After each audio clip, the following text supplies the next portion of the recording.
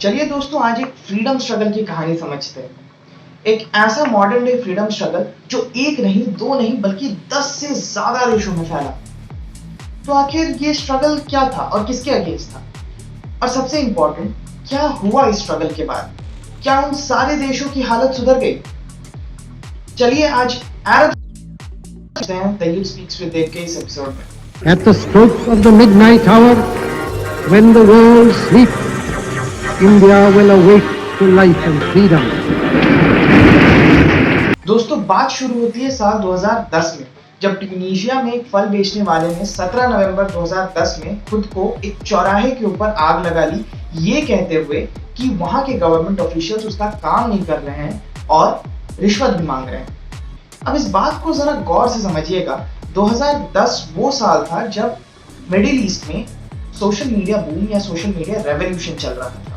जैसे ही 17 नवंबर को यह घटना घटी, पूरे ट्यूनीशिया भर में 18 नवंबर तक ये बात फैल चुकी थी और सारे देश में प्रोटेस्ट शुरू हो चुके थे। लोगों ने इस बात के जरिए अपने पिछले अत्याचारों का भी भड़ास निकालना चाहा और वहां के डिक्टेटर बेन अली का रेजिग्नेशन मांगा।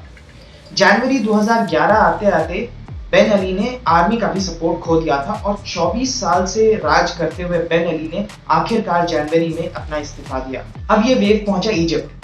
25 जनवरी 2011 से इजिप्ट में प्रोटेस्ट होना शुरू हुए अगेंस्ट प्रेसिडेंट होस्नी मुबारक, जो कि 30 सालों से इजिप्ट पे रूल कर रहे थे। इजिप्ट में प्रोटेस्ट इतने बड़े मार्जिन पे शुरू हुए कि within 2 weeks president Hosni Mubarak को डीथ्रोन कर दिया गया। अब आई बात लिबिया पे, जहां पिछले 40 से ज्यादा सालों से मुअम्मर गद्दाफी रूल किए जा रहे थे। इस बार रिबेल्स को सपोर्ट किया यूएस गवर्नमेंट ने, उनको आर्म सप्लाई किया और 20 अक्टूबर 2011 आते आते रिबेल्स ने मुअम्मर गद्दाफी को एग्जीक्यूट कर दिया था। अब लिबिया डिवाइड हो गई थी अपोजिट रिबेल ग्रुप के बीच में और वहां अभी भी सिविल वॉर चले आ रहा है।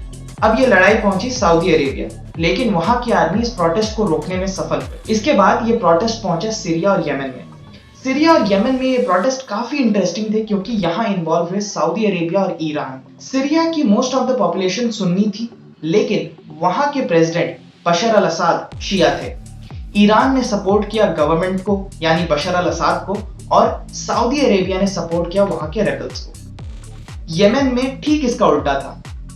गवर्नमेंट थी सुन्नी गवर्नमेंट, लेकिन वहां के मेजॉरिटी लोग शिया थे। तो ईरान ने सपोर्ट किया रेबेल ग्रुप को और सऊदी अरेबिया ने सपोर्ट किया गवर्नमेंट को। अब सऊदी और ईरान के जियोपॉलिटिक्स के चक्कर में सीरिया और यमन फेल्ड इकोनॉमीज बन गए।